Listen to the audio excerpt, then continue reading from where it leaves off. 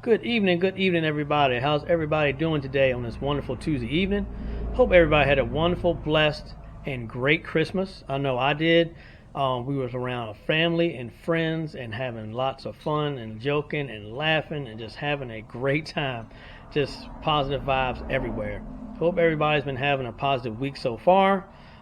Just always remember, think positive, do positive, be positive, get positive results. That way, someone may need positive vibes, and just our positive energy can feed off on them, and it could make their day, could make their week, could make their month, could make their year. It's been times where I just be laughing and joking and messing with somebody, and they always say, hey man, I needed that laugh, or I needed that smile. So hey man, we never know what people are going through. We have our own life challenges. Everybody has different life challenges, and they come at different times, so we never know what a person is going through. So always be kind. Always, try to bless one another as much as we can and give off some positive vibes as we can.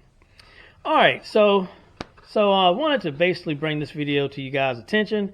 Wanted to basically show you guys the little tool I made for testing automatic transmission solenoids for 91 through 96 Ford Escort GT and LX. Now, some of you may know, some of you may not know. Slushbox, we had some problems with the transmission not shifting correctly the last time we were at the track. So I figured out what was going on with it, and I'll get to that a little bit later. But wanted to show y'all this cool little gadget that I made just for testing solenoids and stuff like that, and makes life a little bit easier for sure. So let's get into that. Let's check it out.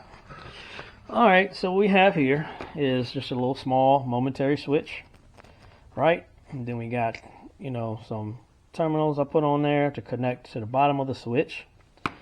Then we have this little spade terminal here. Now this spade terminal is going to basically plug right into the disconnect on Slushbox on the positive battery terminal.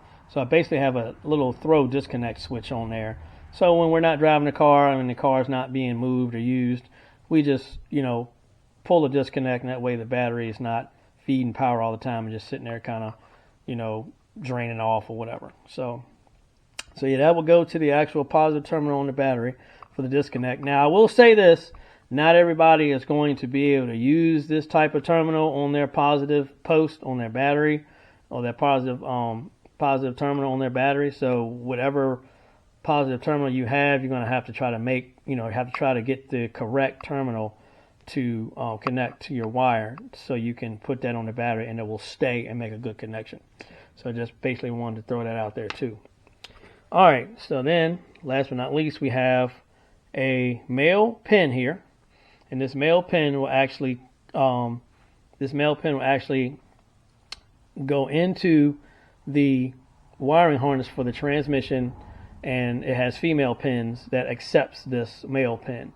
So luckily, I had a spare harness in the back of the shop, and I cut about 6 inches of wire off of it and left this terminal on there. So all I had to do was basically plug it in to the transmission harness into the female pin, plug the male pin into the female, just plug it right in, and then I use the switch to apply power to the solenoid.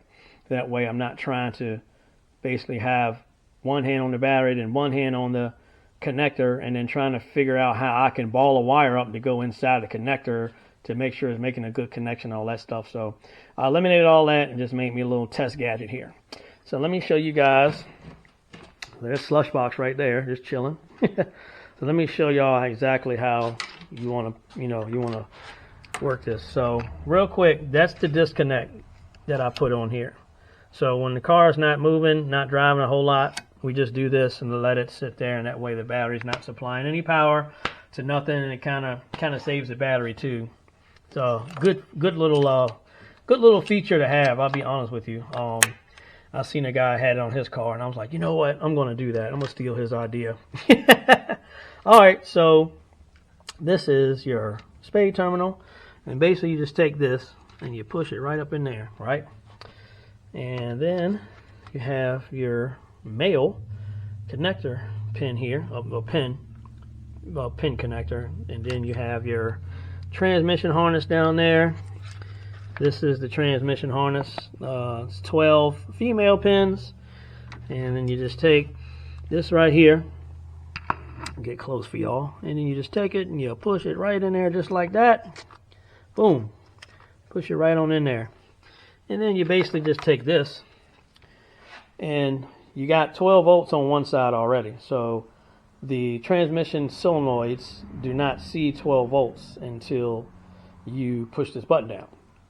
So that's basically where the pin is plugged into. Right now it's plugged into solenoid number 2, as a matter of fact. So of course when we push this down, when it sends 12 volts to the solenoid, it'll actually open.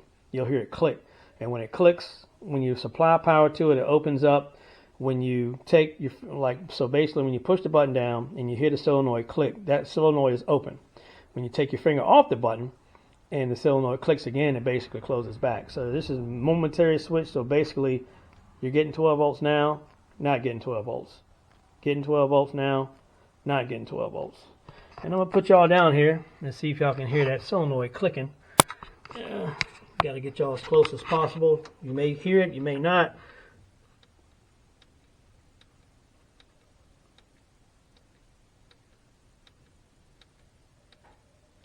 All right, I can hear it fairly good, so you guys probably heard it pretty good too. So yeah, that's basically how if you want to test your solenoids, man, see if they're opening and closing. Make sure you ain't got no stuck ones. You know, this is basically what you can do to test your solenoids, rather than trying to ball up a wire and try to figure out how to get it to stay on the battery, and then try to ball up a wire to get it to go into them tiny little female terminals. That would be a pain in the butt. I've been there and done it, so that's why I was like, let me go ahead and just, you know, make up a little test tool here. And this works great. A little momentary switch and some terminals work wonders, man. And if you got an extra harness laying around that fits these style terminals, you know, those style female terminals there for this connector, this male pin goes right in. It's awesome. It is just great. It's basically, this is the harness coming from the ECU, and it's all male pins, as you can see there, and they go into these female pins. And I just basically happened to find an extra harness in the back of the shop that actually had that particular connector with these male pins, and I depinned one and I cut about 6 inches off, and there we go. So so yeah, man, so basically I wanted to show you guys how that works. So now let me show y'all something real quick. So basically oh, what's the light? There we go. So basically your solenoids are here. So these are your 4 solenoid pins here, right? So you got number 2, you got number 4, you got number 1, and you got number 3. So I did some testing yesterday. I tested 2 because I thought the car didn't have no second gear. So I tested 2, and 2 opened and closed. I tested 4 because, of course, we don't have 4th gear either. So I tested 4, and 4 clicked. So then I tested 3, and 3 clicked. Then I went to 1, and 1 did not give me nothing. So this solenoid is either dead, or a wire inside the transmission in the valve body somewhere has came apart, and we'll be definitely pulling it apart to see what we got going on. So again, so these are your 4 pins for your solenoids here. So you got 1, 2, 3, and 4. So, and looking at the terminal, if you're facing the terminal, it's going to be your last 4 terminals to the right side. So yeah, and so also what I did was I always write stuff down, because I actually have, you know, the solenoid wiring diagram in my phone. So I was like, let me write these down so I ain't got to keep flipping through my phone and stuff like that. It's good to write stuff down too, man, because then you'll know what you got going on. You know what I mean? You can't go wrong. Make notes for yourself. The more you make notes for yourself, the better off you'll be, and the more you learn. You know what I mean? So, all right. So basically, what was going on with Slushbox was we don't have number one solenoid. So on this 48T transmission, when you don't have number 1 solenoid, you don't have fourth gear either. So basically the way the solenoid firing order goes is, so when a car is in fourth gear, it's supposed to have solenoid 1, solenoid 2, and solenoid 3. But guess what? We don't have solenoid 1. We got solenoid 2 and 3. We don't have 4 because number 1 is not activated. So the car only had second and third. So Jasmine was racing this car. Jasmine was racing this car in second and third gear. So yeah, so that that's crazy. That is very, very crazy to me. I mean, the car still ran a 1340 at 106, leaving in second gear and shifting to third. So all I can say is that turbo was working. So, but yeah, so that's basically how it works. So like, if you don't have fourth gear, if you basically look at your solenoid firing order, fourth gear requires solenoid 1, 2, and 3. So if it doesn't have all three of those,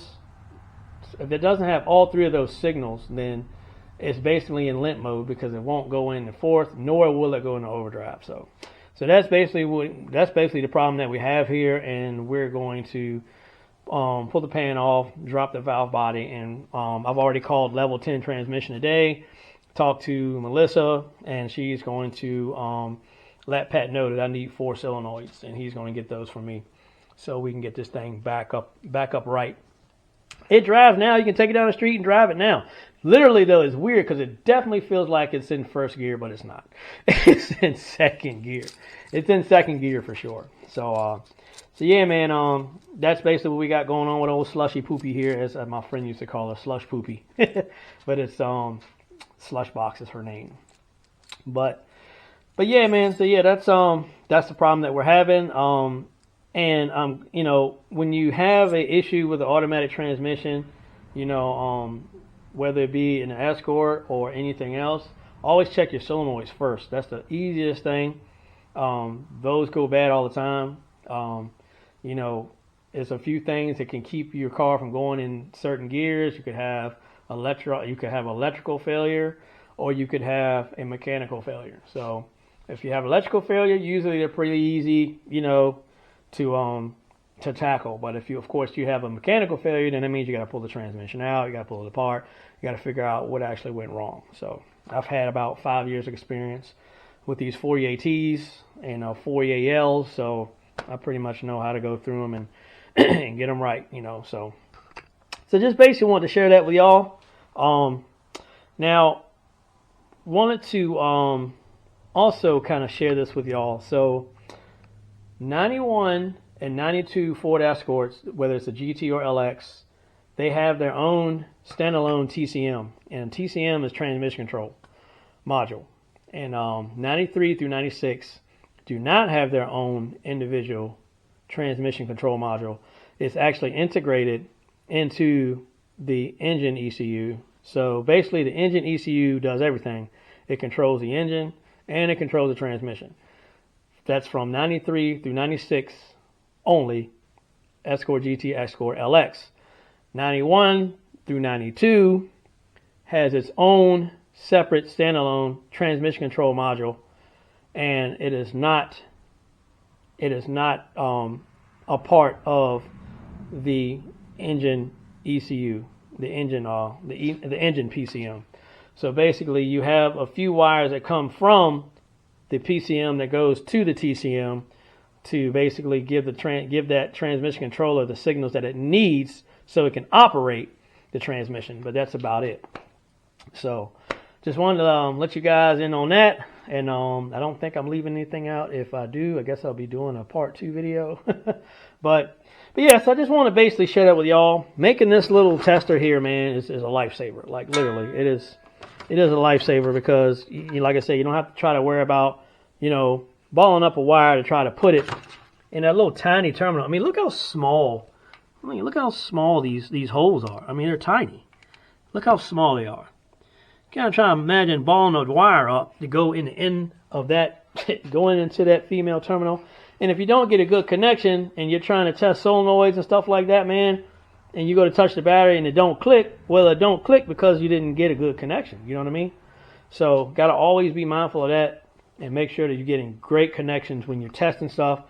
Hence to why I made that little tester there with the switch, so I can push the switch down and it can supply power and I can hear it click. And you know, if it's clicking, it's good. If it's not clicking, it's bad. You know what I mean?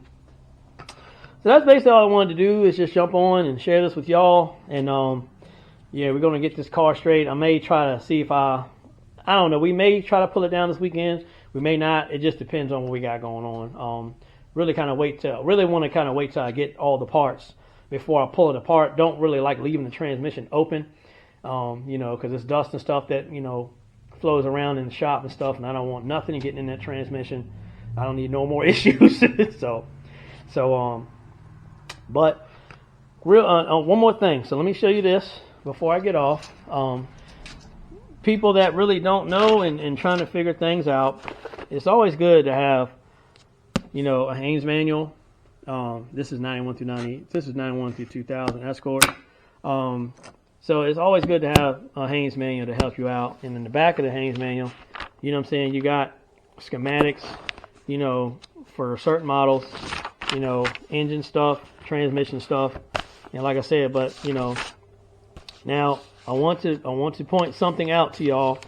Sometimes these schematics will show you the wiring configuration going from the ECU to the component, but it will not show the component wire configuration. So say for instance, like I was telling y'all, 93 through 96 automatic transmission, the transmission harness wire configuration colors are different from the ECU wire configuration colors. So basically you have to go by your actual actual ECU wire color, and then basically transition over to the component that is feeding, so that way you have the right wire. And this one, of course, doesn't tell you which solenoid is which, so it's something you have to go online and you know, look up some diagrams and stuff on the 48T transmission, and it'll basically tell you like you know, which solenoid is what color, you know, and stuff like that. And I believe you can find the firing order on there too. If you can't, you can always call up Level 10 Transmission and ask for Pat, and Pat can give you the wire. He can give you the transmission solenoid firing order, and he can give you the transmission. He should be able to give you the transmission wiring diagram as well, because they got like an exploded view of it. So I don't know if my exploded view booklet is here that he gave me when I bought the part from him, but not too sure. But yeah, it's always good to have a Haynes manual, you know, to help you out. And if you're not really good with reading the schematics, you know, this is something that can teach you, and it can show you about, you know, show you your sensors, show you your engine stuff, your transmission stuff. You know, it's always good to have something to learn from, because somebody else is not always going to have the answer at that moment. So it's always good to make it a habit to try to figure things out yourself, do the research, you know, read and understand and comprehend, and it helps you a whole lot. So that's going to wrap this up. So just basically wanted to get on and share what happened to old slushbox here, and the little tester tool I made there, you know. So just basically wanted to share that with y'all. And if you guys got any questions, you need any help with this particular task here, anything dealing with an automatic transmission for Escort GT, whether Escort GT or Escort LX, 91 through 96, or, you know, Escorts from 97 to 2003, I can help you out. Now, I will say this, 91 through 96 versus 97 through 2003, the wiring configuration is a little bit different, but I can figure it out. We can figure that out. It ain't no big deal. So just hit me up, Facebook, Instagram, TikTok, YouTube, if you guys got any questions. And if I do not make another video before the new year comes in, I want to wish each and every person a happy, blessed, and wonderful new year. All right, guys. Well, this is going to end this video. This is going to conclude this video. And I'll catch y'all in the next one, man. Peace. Peace.